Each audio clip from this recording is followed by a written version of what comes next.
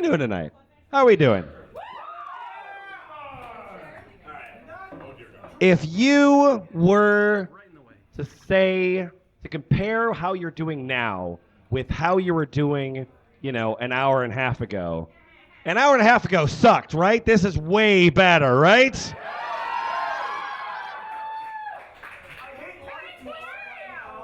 If you hate life, you'll love this. Here comes bumpgrrl!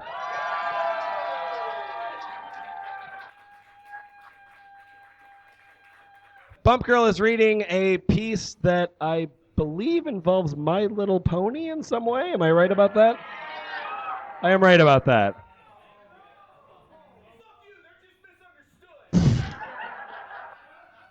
Jesus Christ. All right, here we go. bumpgrrl! This one goes out to the bronies that I love. Okay. I just walk away. A spotlight on a dark stage. Turn on, showing a young boy standing underneath the light, his face looking downward. My name is Naruto.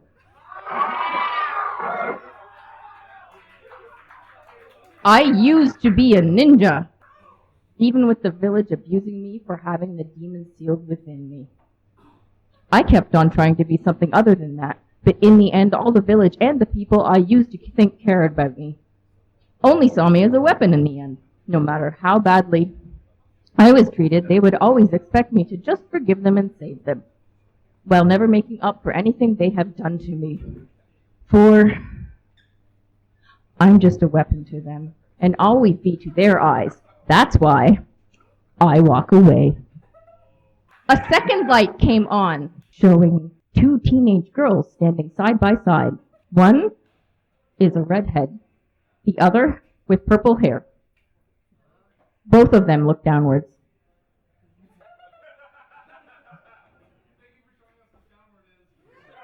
My name is Twilight, the purple-haired one said. My name is Sunset, the redhead said. We used to be students under the Princess of the Sun. Both of us were just part of her plan, both said. I was the first. I did everything she asked of me, but it was never enough for her. Then she showed me a mirror and didn't like what I saw within. Instead of explaining it to me, like this fic will never explain to you, she continued to be a stealth mentor. I tried to learn dark magic, but she stopped me and would have thrown me aside if I didn't escape into the mirror, Sunset said. I was the second. Learning from her mistakes, she did a better job in being mentor to me. I was trained to be the one who would gather friends to use the elements to free her lost sister from the darkness, as Sunset would have done if it had gone according to plan, after my friends abandoned me for a wedding for an imposter. I found the mirror. Don't worry about that. I found the mirror and met the one who I replaced. We were both tools to be used as she pleased, shaping us to be her prefect tool to defend her other subjects, while never caring about us. That's why we walk away. No more, Naruto said, looking up. No more, Sunset said, looking up. No more, Twilight said, looking up. We all walk away once we realize what was always planned for us. All three said, to be a weapon, Naruto said. To be a tool, Sunset said. To be a replacement, Twilight said. This is our story, and how we met each other, and others who just look like us just walk away, all trying to find a better place, for we're no longer bound to the story that is written for us. All three said. Okay, so, time passes. Both of them teleported to the castle of the two sisters, left in ruins after it was abandoned by the princess after she banished her sister to the moon. That's just how Twilight last saw it from the last time that she was there. They entered the castle and made their way inside of it until they found the stairs to the lower levels. But they noticed that there are signs that someone been living in the castle. The signs are there. the torches that had been burning, and the dusty hoof prints. They used their horns, yes, that's a good thing, to make light to see where they're going. Behind them, the pony that's been living in the castle follows them. How are we going to pass that? Twilight asked, seeing the big door at the bottom of the staircase. She probes it with her magic and saw layers of magic protecting it. That door can only be opened by the lock with a large keyhole. One thing I have learned is that while something is protected one way, it's not protected by another, Sunset said, as she pulls out a metal pipe bomb she made in case she needed to blast something open.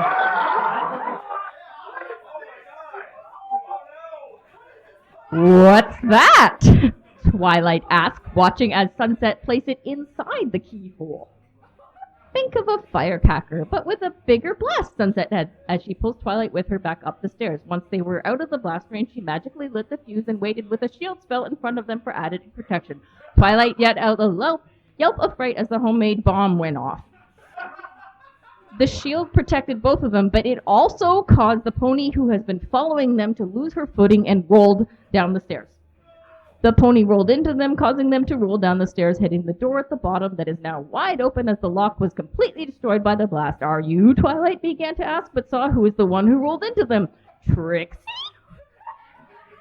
Yes, it's Trixie, the great and powerful, Trixie said as she got up. You know her? Sunset asked. Yes, but I haven't seen her since she came to town for a show she put on, Twilight said.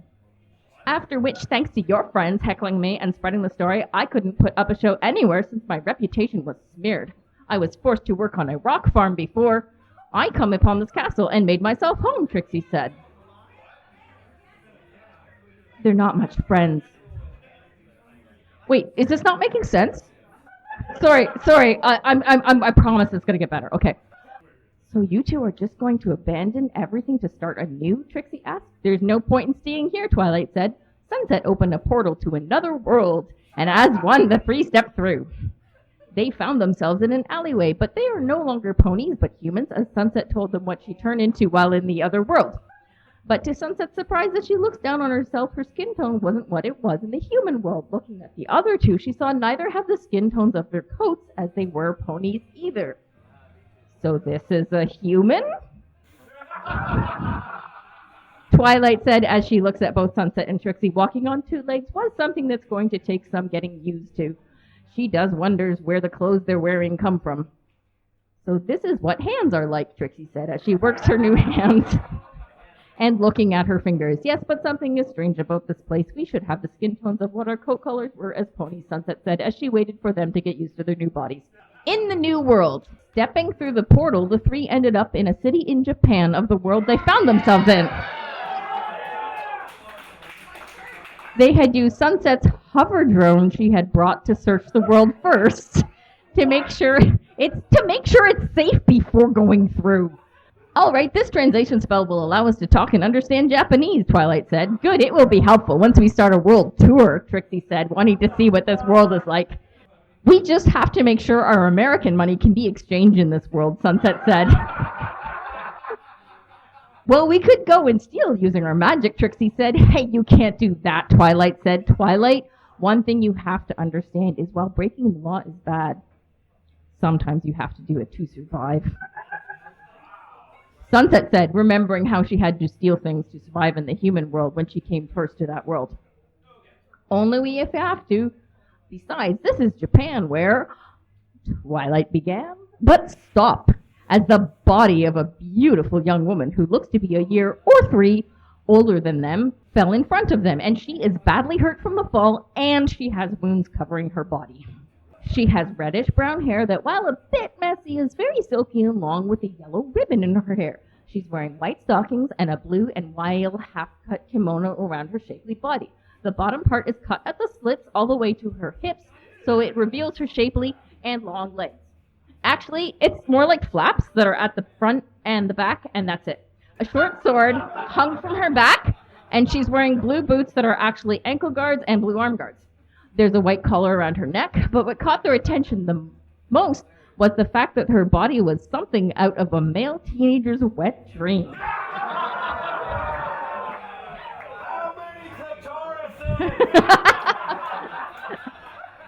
Like those comics and video game scenes that are busty with melon-sized breasts. All three of them had learned that such a figure is a sign of great beauty among females, which Sunset had already learned and taught that fact to her two friends. All three of them have a thin body types and a small chest size. A group of 10 ninjas leaped down from the rooftop where the young woman came falling from. Don't interfere, this is none of your business, the leader of the group said. Oh great, this place has ninjas. Twilight deadpanned.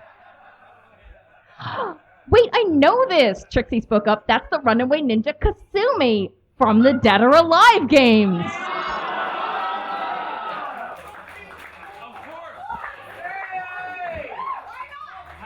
Oh great, it's going to be like that, Sunset said, having seen enough shows where people ended up in a fictional world to know where this is heading for. Well, there is only one thing to do, Twilight said as she sees the ninjas pointing their weapons at them. Let's get them, girls! Trixie smiles as she and her friend's hands glowed. They prepared to cast their magic on the ninjas, who stepped back seeing the display of energy. Who are you three? The leader asked, seeing the three young women's hands glowing but feeling no ki coming from them. We're the Horizons, Sunset said, casting fireballs, and they proceeded to cast blah, blah, blah. So now Kasumi's going to wake up in a hotel in America. So, peeking, she saw, and actually it's kind of the sexual kind of peeking, but they didn't realize that, I don't think.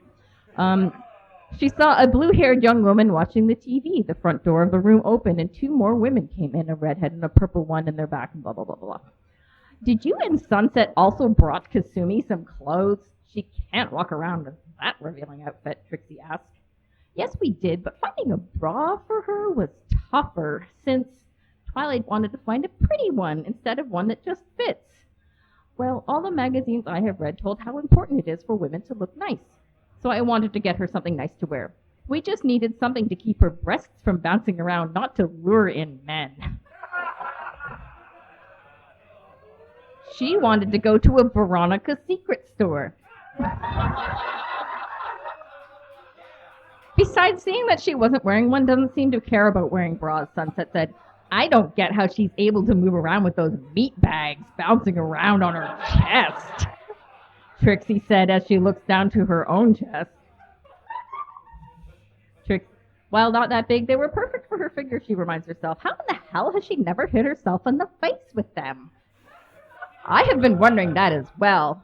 She pulls out Kasumi's ninja outfit. All she were wearing were panties and this. With someone her size, she shouldn't have been able to move or fight the way she does with those on her chest. And that I had to give her my shirt, which is now all stretched out by now. Okay, so the boobs, like, they only work because she doesn't have shame and she uses them to slash men. Doesn't she have back pains? And Kasumi faces, yes, you're right. It is something I learned in ninja training, Kasumi said, stepping out from where she was standing, making the three younger women to stop talking. She has a slight blush on her face, hearing them talk about her chest. And what is this about me being in a video game? Oh boy, Twilight said, sharing looks with both Trixie and Sunset.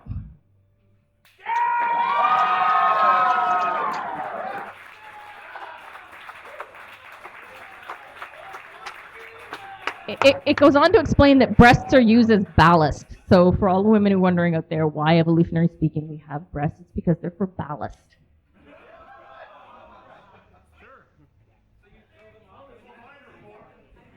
That's why there's so many large-breasted women on pirate ships?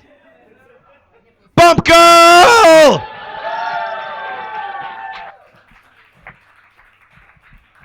So I'm going to assume that some of you have heard of this podcast called BF+. Well, hang on. Because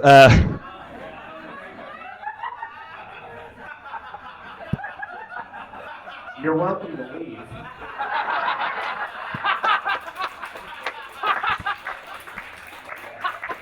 I mean, to be fair, they could have said WTF.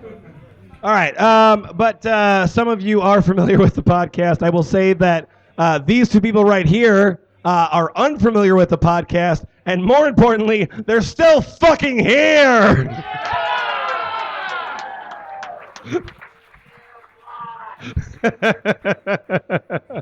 We'll spare you the one of us chance.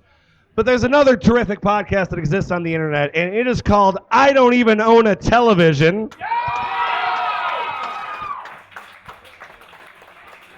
This is a terrific show run by J.W. Friedman and Chris Collision. And the moment that I was on that show, my immediate thought is, why don't I hang out with these guys? Like, this is exactly the kind of guys that I hang out with. And so we're going to bring up Chris Collision up here to the stage.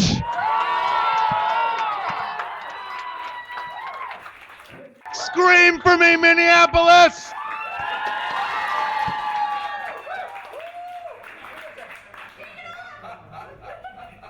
Let's start with a little bit of context. The piece I'm going to be reading comes from what I think is inarguably the most influential, beautiful, and inspiring piece of mass market speculative fiction ever. The vision was optimistic. It showed us that a much better world could be ours. All we have to do is hold ourselves to the standards that we claim to have. And the characters, you can't say enough about the characters. The characters were thrilling. They were ambitious, passionate people.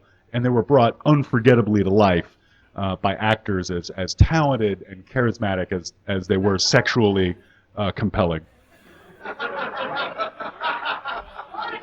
So, obviously, I'm talking about Star Trek.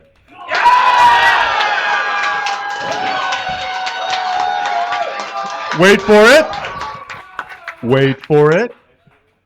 Voyager. This story is called The Worst Days, Part 1. It's not clear to me that there are parts after Part 1. It was something over 20,000 words long when I encountered it. I've had to cut it down pretty considerably, so you're going to notice some jarring transitions. Anyway, let's get started. This story takes place in the beginning of the 7th season. Couple of months after Unimatic's Zero, and about a year into my own story called Talon. The screenplay of Talon takes place 20 years later, than this story. The Worst Days, Part 1, NC-17, written in May, July 01 by Jared E. Smith. Planet Axion 2. A long line of people chained to each other are walking toward an enormous mountain in the east. They are of different age, sex, and species, pasting hard, crossed terrain on their way to what the inhabitants are calling Merska, hell, where they are going to work in the mines until they die. Centurion guards are making sure that their new prisoners are walking along kindly. Among the new prisoners is a human named Chakotay. Chapter 1, Prisoners. Janeway rushed through the crowded streets of the capital city, her heart pounding in her ears and the sounds of the pursuing Centurions close behind her. She turned sharply into an alleyway between two tall buildings, ignoring the yells of protest from the street vendors. Pausing for a moment at the end of the alley, she leans against the wall, panting. So we've just vaulted into the present. Checking her phaser charge, she fires a few shots into her pursuers before continuing her flight. Suddenly, Janeway stops when she sees a Centurion pasting, blocking the only escape path. Captain Catherine Janeway's, plural, eyes, plural, darkens, plural. She is noticing a stick on the ground. She picks it up, and with a steady grip, she rushes toward the Centurion, who noticed nothing. When Janeway is close enough, she takes a swing, hitting the Centurion hard, making his golden helmet fall off. The big man hit the ground with a hard thud. Plural. She drops the stick, leans over to pick up the Centurion's riffle, when another Centurion comes up behind her. He raises his riffle and hits Catherine on the backside of head. knocking her out. Oh Sorry. When she is beginning to weak up, she is noticing that she is being carried away by 2 centurions. She can see and hear the people of the city. They are disappointed and calling her names. "I hope that you will die, comma, a slow death earthling," roars a civilian. "Voyager, what a help," grunts another. Janeway is trying to cut loose from the 2 centurions that are holding her between them. One of them are opening a cage on a transport vehicle. He pushes Catherine Janeway inside, then he locks the cage door. Now, Catherine knows how it must feel to be an animal when it has been captured. She is trying to open the lock on the door, but it gives her a shock. After an hour, they have arrived. The cage that Janeway is locked up in is falling apart when the Centurions have parked. Catherine takes this opportunity to try to escape, but it fails when the Centurion that is waiting grabs her neck and pushes her to the ground. Catherine managed to escape from the evil lord that rules the planet a few days ago, and now she is brought back. Lord MrVoltz, a ruthless man who reminds of a Chinese, that's chins with an E,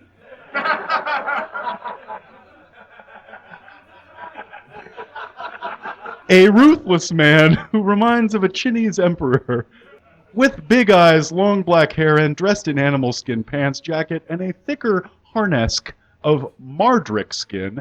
A mardrick is a bull-liked animal. Bulls like him. Namro is smiling when his centurions are dragging Janeway up to him and forcing her to bend down on her knees. The mean man is walking down to her from his throne. Captain Janeway is looking up at him. This is the way that he wants it. He wants the people to look up to him in fear. I forget how we were saying this. Scene change.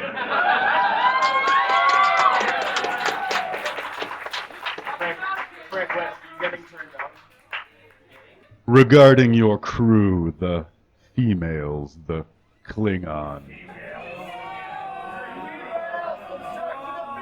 Centurion, what time is it? 3 Verxon past Jurdson, my lord. The Centurion answers, parentheses, 1445. Either she is tortured for information or my Centurions are having fun with her. Having fun? Janeway's plural eyes darkens. Gkurr is walking towards a great door on the left side. The Centurions are dragging Janeway along. Really high quality door. It's a fantastic door. Inside, they are stooping. They are standing on a balcony with armored glass. Below them are a huge room with some tables, sofas, and a few mattresses. Quick break. I had read this like 4 times, pity me, before I finally realized that mattresses, it's mattresses. So you're saying they're not just angry dresses? Right, yeah. As I was, so you are. As you are, so I will be. Anyway.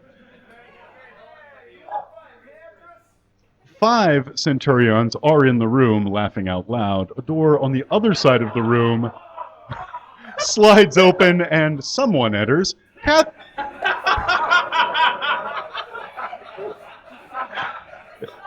Catherine Janeway can only see that it is a woman who is naked. B'Elanna, no! Janeway cries, pounding the glass. Then she turns around, facing the Lord. She hits him over the face with a flat hand. You bastard, how can you do this to her? Gkurr is grabbing the captain around her shoulders. He is leaning forward, speaking softly into her left ear. This could happen to you, too, ... Unless you cooperates with me. And if you hit me again, I'll kill you. Catherine Janeway is closing her eyes. Then she agrees with him. All right, jerk. Have it your way. Just stop this. Scene change.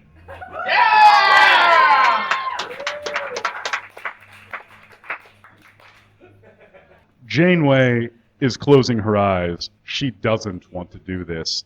But she has no choice. If she doesn't, her crew will die.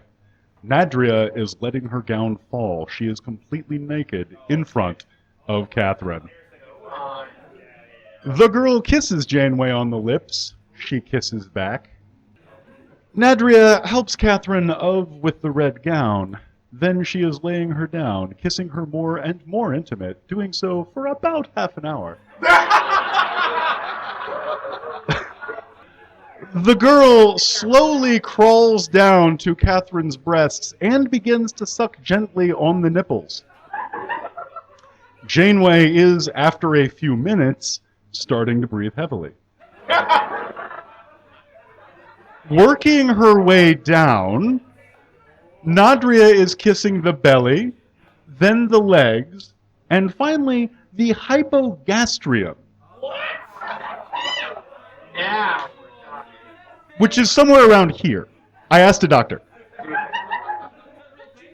Till her partner starts to clatter. Ladies, the more Catherine is clattering, the more intense the girl is working with her tongue, T-U-N-G. While working, she injects a shot into Catherine. Until Catherine is almost screaming when she comes. When done, John Dunn, capital D-U-N-N-E. She kisses Catherine again, then it's her turn. Kathy kisses the girl gently over her neck and breast while caressing her hypogastrium.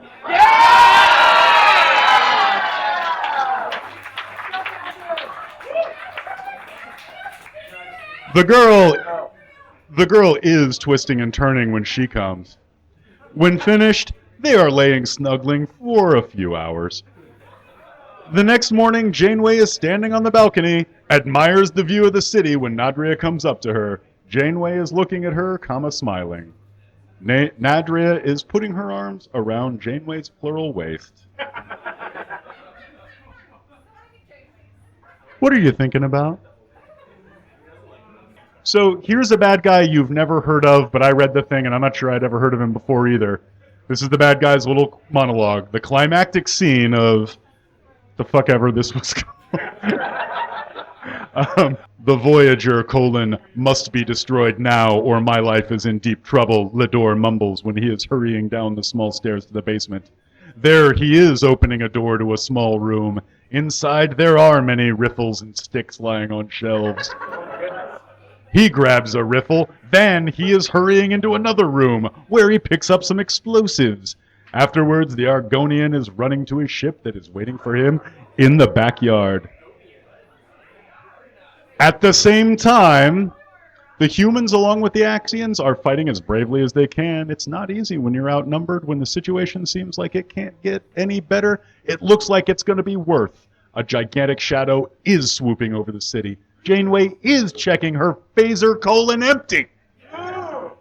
She is checking the others as well. They are almost on empty toe. Catherine is turning to Chakotay. Well, my Indian friend, it looks like our journey ends here.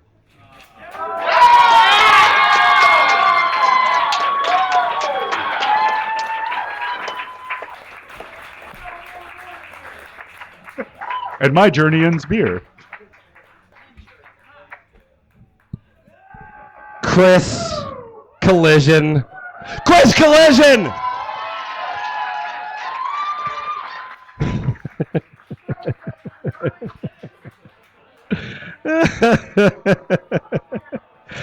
And my journey ends here. But our journey is not over. But coming up next to the stage, his name is J.W. Friedman.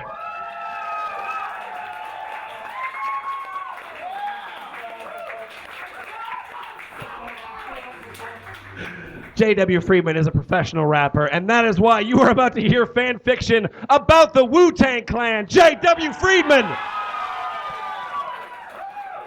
Hello! I wasn't going to give it away, but there's maybe a few more elements in here you may not expect. We'll see. Please remember, I did not write this. Hey, I'm from San Francisco. This may get me kicked out of the city. Miranda climbed to the top of the fire escape to a condemned building Mr. Hughes had described in an email to her. Her eyes were red from the crying on the way over. She knew that going in distracted or emotional conflicted was a bad idea, but she needed something to distract her from her fight with Raphael and Leonardo. She reached the top and was surprised to see someone else was there. "Who are you? Where's Mr. Hughes?" Miranda said. Yeah, the Ninja Turtles are in this too. Okay. All right. So, who are you? Where's Mr. Hughes? Miranda said. He was caught up in a meeting, so he sent me. My name is Wesley. I'm Mr. Hughes' private bodyguard. I was the one who spied on your meeting a week ago with a sniper rifle aimed at you. Beep, beep, beep, beep, beep. Wesley said matter-of-factly. Huh, you got good eyes, Miranda said, slowly walking up to him as he pulled out a pack of cigarettes from his pocket and held them up to her calmly. Don't mind if I do, Miranda said, accepting one and putting it between her lips as she lit it up and deeply inhaled. That is how cigarettes work.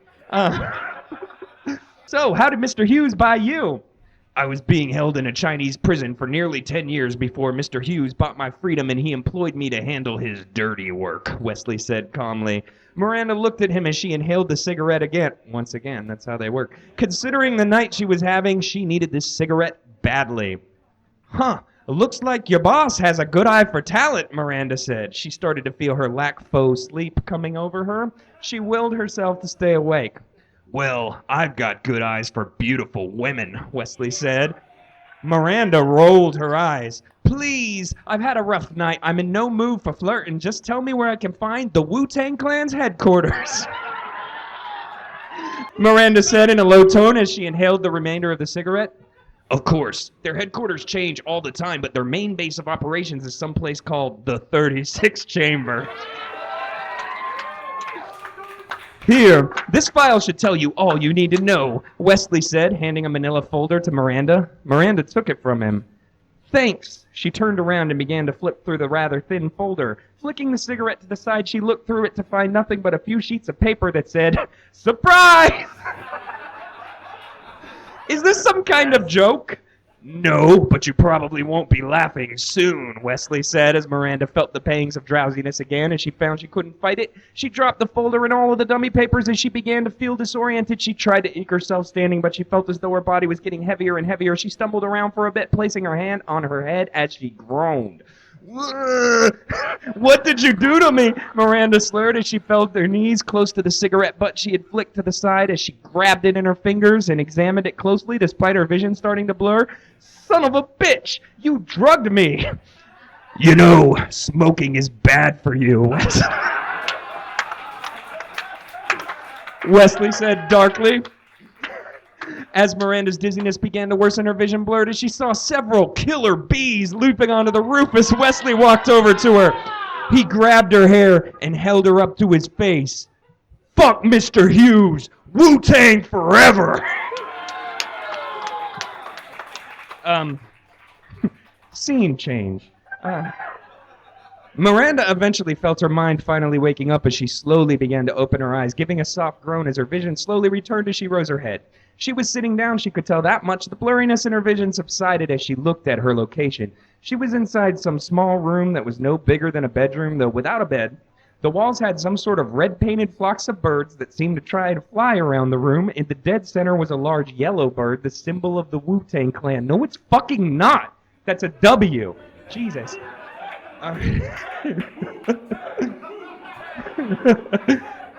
Miranda then looked to her left and saw a man looking through her things, looking at her jacket and her sword. Aha! You're finally awake, he said. He stepped into the light as Miranda felt horror shoot through her nerves as she immediately recognized this man from the photographs of Wu-Tang Charles had shown her. Oh, old dirty bastard, Miranda growled softly as he grinned, showing his disgusting teeth. So you have heard of me. Good, the old dirty bastard said. He moved close to Miranda. His stench was horrid. Miranda could have gagged as he smelled her neck. I love your smell. The smell of virgin flesh. He moved back as he licked her lips. I can remedy that. Oh, yes. Sorry. No, Miranda shouted as he forced his tongue into her mouth. This is awful, but it stopped soon, I promise. Oh, God, it was disgusting and slimy. She was ready to bark, but she wasn't going to let handcuffs stop her. She groaned in disgust before she bit down on the intruder's tongue, making him let go of her head as he yelled out in pain. Ooh! The old dirty bastard said with his tongue out of his mouth. He looked at her in shock. Clearly no one had ever tried that when he forced himself upon them. Anger grew in his eyes as he drew a knife and held it up to her neck. I'll pierce you with... Osiris! A voice called from behind as the old dirty bastard stopped. Standing in the doorway stood a figure with a dark robe. The Wutang bird... No. All across his chest and of the robe, though the wings spread to the side and the tips reached to the bottom of the robe. Master Rizza! She bit my tongue! The old dirty bastard said while his injured tongue hang out. Rizza, spelled R-I-Z-Z-A... entered the room, followed by 3 young people, said people looking as though they were barely 14, bearing the Wutang symbol recently tattooed on their chest, and quite recently from the look of it. Rizza just waved his hand for the old dirty bastard to leave as he indeed did so, looking back at Miranda with a hateful look before leaving. Miranda stared up at this mystery man. He slowly turned to the table and picked up a clean towel and a bottle of sake as he returned to Miranda, bending down his knees as he looked Miranda in the eye. If you're going to kill me, you better do it now, Miranda said. Kill you, dear child? Goodness, no. You are much too valuable to just kill, Rizza said softly, but with power and weight in his words. It felt as though his words were trying to work their way into her head to get her to trust him. I get that a lot. Usually my response is the same, Miranda said. Well, we aren't like the others. We have a more honorable intention to our methods, Rizza said calmly, standing up as he slowly walked back to the table to lay the towel on it. You call rape and pillage of an entire country honorable, Miranda said, keeping her eyes on Rizza for anything. He was trying to grab something. Wait, guys, seriously. This is when it gets good. Alright. The world is filled with anger, greed, lies, hatred, and unnatural children who are born with diseases that destroy their ability to think. The medical world comes up with all these names for these diseases or disorders. Schizophrenia, autism, Down syndrome, OCD, all these diseases that hinder the mind and destroy order. The portion of your country and in ours wants to help these people. But do you know what that does? It wastes valuable resources. That's bullshit. Disorders aren't diseases, Miranda began to say before the Rizza cut her off. Then how else would you call these horrible diseases of mankind? Lust? Greed? Wrath? Are you to tell me that they're disorders we cannot cure? Rizza turned back to her as he walked to the other side calmly while talking. You can't compare mankind's sins to people with developmental disabilities, Miranda said angrily. She wished she had the strength to break out of these handcuffs so she could get her hands around Rizza's neck. She had worked with many people who had developmental disorders, and while many of them had to be taken away to institutes, leaving their children in foster care, she found more of these developmental people were just fine if they were given proper help from their peers to help them understand right from wrong. This is... I told you, this will get me kicked out of San Francisco. You don't quite see it, do you? These disorders are the punishments God placed upon the world for its sins. But that's where my men and the killer bees will change that. He walked back over to Miranda, bent down and put his hands on the side of her arms as he stared at her with those haunting eyes. You're the most promising warrior I've ever had the pleasure to hear such tales from the killer bees. Join me. With our combined strength, we can take control of the country's financial heart and begin the cleansing. We will reform the world and all of mankind's sins will be eradicated forever. What? Yep. I edited out the part where they said Master Rizza had great English for an Asian man, which is just wrong on so many levels here. I'd rather go to hell than kill innocent people who can't help that they are the way they are, Miranda said darkly and angrily. Rizza sighed as white spit off his face and stood up. Then you have chosen your end. Rizza turned around as the youth began to speak up excitedly. I'm not sure. Should I go there? This is pretty raunchy. You already did eugenics. Are you, All right. are you really, what's the next All right, thing this that is you audience. This is audience participation. You might know this. Feel free to chime in. Master Rizzo, what are you gonna do to her? I'm just gonna change the gender so I'm more comfortable with this. Master Rizzo, what are you going to do to him? One you said. I have a suggestion, Master. We could tie him to a bedpost with his ass cheeks spread out and shit, right? And we'll put a hanger on a stove and let it sit there for 30 minutes and then just stick that shit in. Awesome. Somebody knows it. The second youth excitedly suggested, making the other two youths laugh while the RZA stood there, his hands together as he listened to these two ramble to one another. Oh, wait, I'll fucking lay his balls on a dresser and then I'll ram him with a spiked baseball bat. Blow! The third youth said. Behind them stood Master Giza. He was laughing at these pathetic suggestions. I'll pull his tongue out and stab it with a rusty screwdriver. I'll hang him over the side of a building by his balls. I'll just fucking sew his asshole closed and then keep feeding them and feeding them and feeding them. All right, thank you. Boys, RZA finally spoke up to get them to stop as Giza entered the room to face RZA. What do you want us to do with her, brother? Giza, G-I-Z-Z-A, said calmly. RZA looked back to Miranda, who continued to stare at him with hatred in his eyes. She wasn't going to change her mind, obviously. RZA said something to Giza. It's Giza, but it's spelled Giza. So, Giza, that Miranda couldn't quite hear before she eventually left the room. Giza just smiled darkly as he walked over to the table and picked up her sword, pulling it out of its sheath as he walked over to Miranda, inspecting the sword. This is a fine sword. I'll be proud to claim it as my own, Giza said, with a grin, as the last thing Miranda saw was Giza use the handle of her own sword to knock her out. Eventually, Miranda awoke in darkness. She leaned her head up only to ram her head against something solid. She leaned her head back as she groaned as she tried to put a hand to her head, but she found that she was taking her other hand with her. What? Her wrist felt the familiar cold metal of handcuffs on her wrists. She eventually recovered from the pain as she realized she couldn't see anything. It was pitch black. She tried to move her legs, but found she had limited mobility. She couldn't really bend her legs without hitting the low ceiling. She placed her hands on the ceiling and felt wood as she heard a bit of creaking. No, they didn't, Miranda said to herself, trying to tell herself this was just a dream, but the pain she was feeling in her head from the Wutang clan and the smell of earth was confirming the worst. Oh God, they did. Miranda had been buried alive.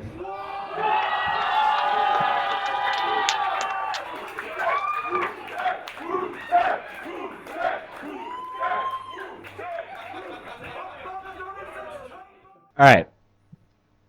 We have now a piece with more parts than are necessary. But that's the fucking writer's fault, not mine. We're about to take a break, but before we do that, we have a snippet from a movie. So, hey, you know how Amazon has that, like, John Goodman thing? And, yeah, Alpha House. Congratulations, the one viewer. So there's a page on Amazon where you can suggest scripts for Amazon to pick up. So I just need you to recognize that while you hear this story, recognize that this was something that was submitted to Amazon.com to be the next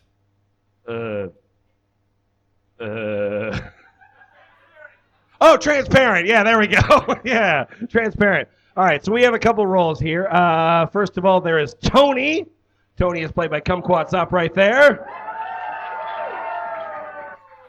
Equally as important of the role of Tony is Puppy. Puppy is a dog, and that means that it is played by STOG. There is Mr. Prime, that is played by Mr. J.W. Friedman. There is Penelope, it's a lady, that means that it is played by Frank West. And then I have Police Officer 1 and Police Officer 2, and they speak in unison. You two, you are Police Officer 1, you are Police Officer 2. Come up here. All right, and finally, I need 2 doctors. The first 2 people up on the stage are my 2 doctors. 1 and 2. All right, there are my 2 doctors. Terrific. All right, here we go. Tony woke up in the Green Forest Hospital. He looked around all of Tony's police buddies, Penelope and the puppy were all around him. Tony tried to expulse what he saw. It was like some teepee of bad dream. Like looking at wolf, but as big as a bear.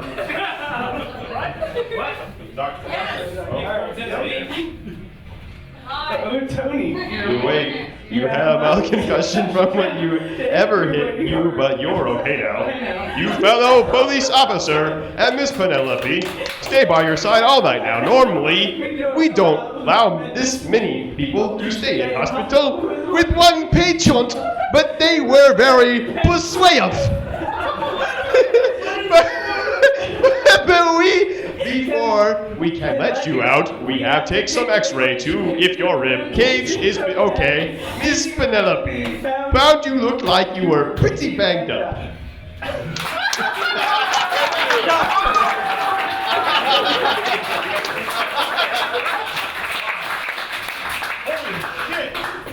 Shoot.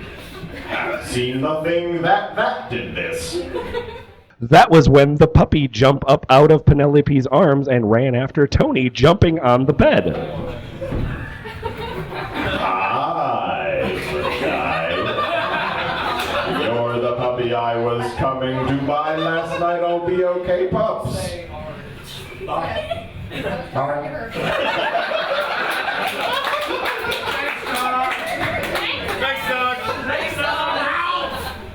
Ho! You like that? Okay, then for now on, your new name is Pups. What? Mark.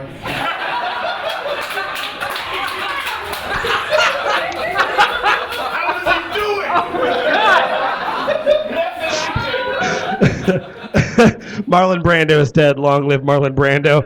Then 2 hours went by finally.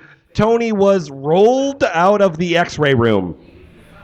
It's okay, people. They said I can go home. Mark's a lot.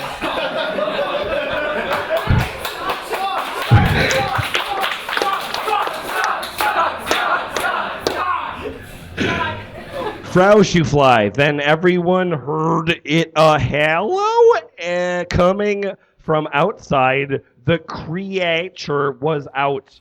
Scene 2. That was apparently scene 1. That was scene 1. All right, so officer 1 and 2. What was a werewolf doing in the city, and how come no one has seen one into now?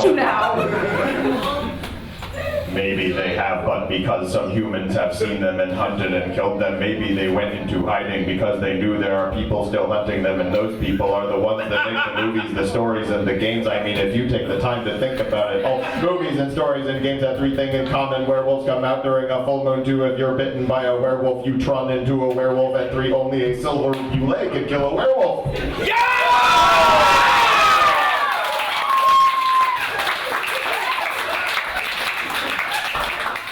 Then how do we get away from it, and where do we get some silver bullets? I don't know, but we can start by heading up to Mr. Primes' cabin in the woodies, where I spend my time thinking when I am off work and to pay his grave of his age.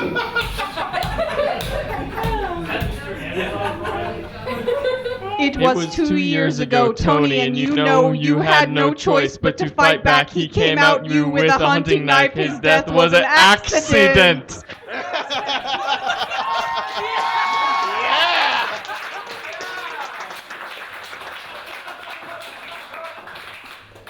Yeah. I know that, and yes, I know he was the time killer. But it was not either of you two. It was me. I killed Mr. Prime, and he was my friend and mentor. Then Tony stopped the car and told everyone to get out. When they asked why Tony only said, "We're here," as they got out of the car, Tony lit a torch, reviling a Clife, and on the other side was the K. Bean. This way to the rope brigade. Then they crossed. That's when the sun came up and showed the whole araya around them. How beautiful and bing the cabin and the forest is.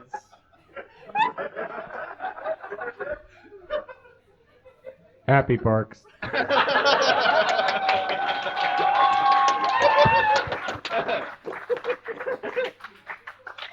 Mr. Prime, I'm home. Then the wind came blowing through as if to say, hello. Everyone stop and look at Tony as he went over to Mr. Prime's grave and placed 3 wild flowers on it. Mr. Prime, I wish you were still here. I cooed like a pigeon. Use your aviche on how to beat this thing. And again, the wind began blowing, this time knocking over an axe as if to point to the old shed. Okay. The old shed where the totes were stepped. Tony went over to pick up the axe to stand it up when he noticed the lock on the shed was broken. Tony pulled the bracking lock off and opened the door when he saw that the shed was full of books, videos, pictures, and weapons. Weapons made of silver.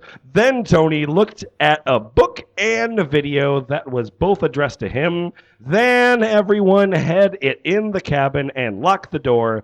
As they played the video first, the video showed Mr. Prime. Tony, if you are watching this video, then for some reason I am dead because one of them must have got me or I was bitten and now I am one of them or I felt it was time that you had to take care of yourself from these beasts and I challenge you to a fight so I can give you my power the only way a werewolf hunter know how by you killing me in hand-to-hand combat. But knowing you won't fight me just because I challenge you. So I have to challenge you the only way you will accept, and that's by becoming something you hate, a killer. Then you will have no choice in the matter but to fight, and if that is the case, then you have the skills to fight but don't know what you're up against. That's what the book is for. Tony reads the book.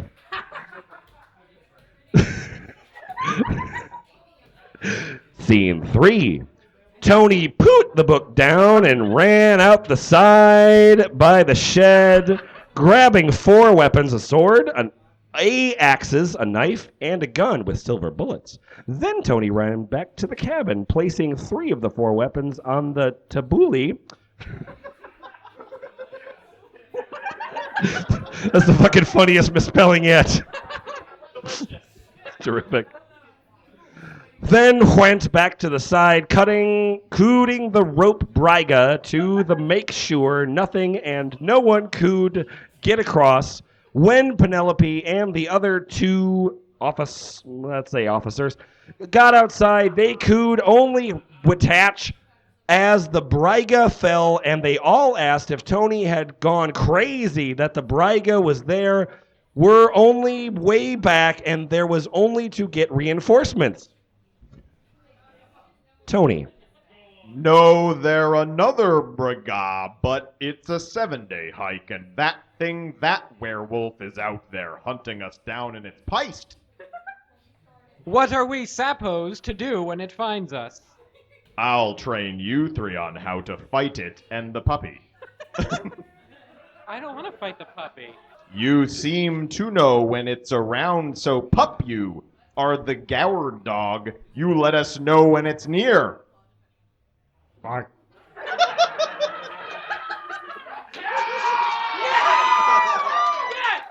Tony stepped the sword, gave the knife to Penelope because she was small, and the axe was to Hev, and he trunned to the other 2 officers. I seen you 2 around the police station, but I tend to seep to ourselves safe, but we need to get to know each other if we are going to survive. Starting with our name, well, 2, you should know me, but I don't know you 2, being I have never talked to anyone at the police station. Sickens the day I killed Mr. Prime. You don't remember us? The only thing I know is you are good officers, and that was it. Tony, it's me, Jeff. You helped me out on that Cassie's where the kids were disappearing. We found the kids were being kidnapped and sent that to the slave camp. Yeah.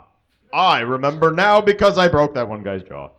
You broke his jaw, his arm, and both legs, plus you call him a asshole. Ha ha ha! Well, nobody hurts a kid on my watch. Then Tony look at the officer. And your name is Clarissa. I remember you now as well. This piece is edited for time. I never seen someone. No, this piece is edited for time. Swell up like This that piece- as he begged to be this- thrown in jail this away from piece- you.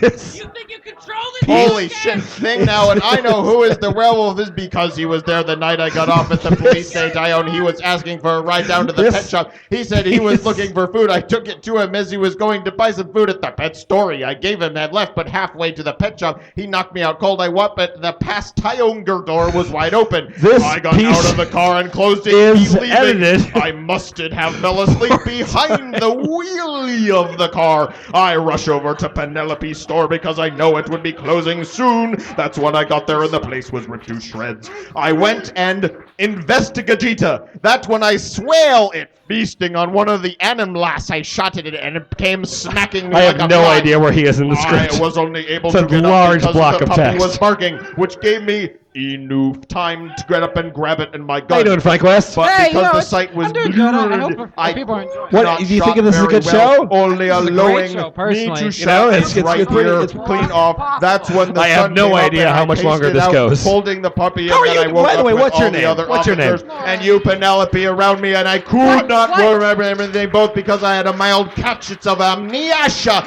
and was afraid to remember what happened. That when the doctor came, and I swear he was missing a part of his right ear. When I asked, all the doctor did give me the okay to leave, as he had the right scratching his hand. But what the doctor away gave me that the werewolf is a fact off his eyes in a dark room. His eyes glows a white color, but in the light his eyes are a blue-green, and that was what I saw, blue-green eyes on that thing when I pointed my flashlight on him. What? Then why in the stories do werewolves have yellow eyes then? Hands up who didn't quite catch that. I can do it again. Hello. Yeah, kumquat, run it by us again. Yeah. Maybe it's only the Alflaufladers that keep the eye color. That would make sense, being they are the strong G's of the pack. That is corrected. The final chapter. This is the same werewolf that attacked us in the hospital, but it's the nat one I found in the pet store, Penelope. How can you be sure that there is not one and the same? Because the one I faced was bigger than this. Oh, this literally says everyone else. Wait, where is it? Where is it? It's here, it's here, it's here. Oh, okay, here we go. Okay, wait. Okay, I'll give it to you. I'll give it to you. Your line, audience, is, well, if this werewolf is not the one from the pet shop, then where is it? I'll give you one more time. Well, if this werewolf is not the one from the pet shop, then where is it? Here we go. 1, 2, 3.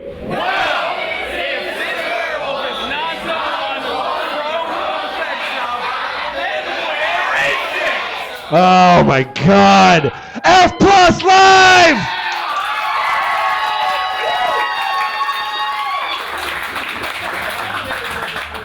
It's out there, look and killing its next victim. We must train ourselves and hunt these werewolves down and stop them from killing people. So, Penelope, Jeff, and Clarissa. Which one's Clarissa? Oh, that's your. Oh, I'm so sorry. So, Penelope, Jeff, and Clarissa agreed to train themselves and what a stop to the werewolves once and for all. Mark Stringley. The end!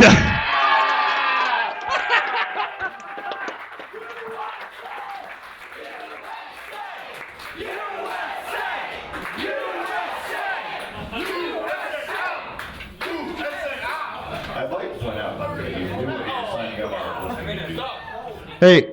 Hey, STOG. Dog. What up, STOG?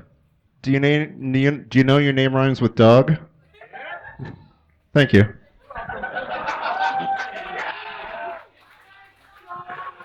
All right, we got one more quick break. We got a couple more readings for you. This screen is becoming worse. Hi. So we got one more quick break. We got a couple more bits of fun. Please stick around. We'll be right back. And come on, buy a t-shirt. Buy a t-shirt. Buy a t-shirt. And drink more.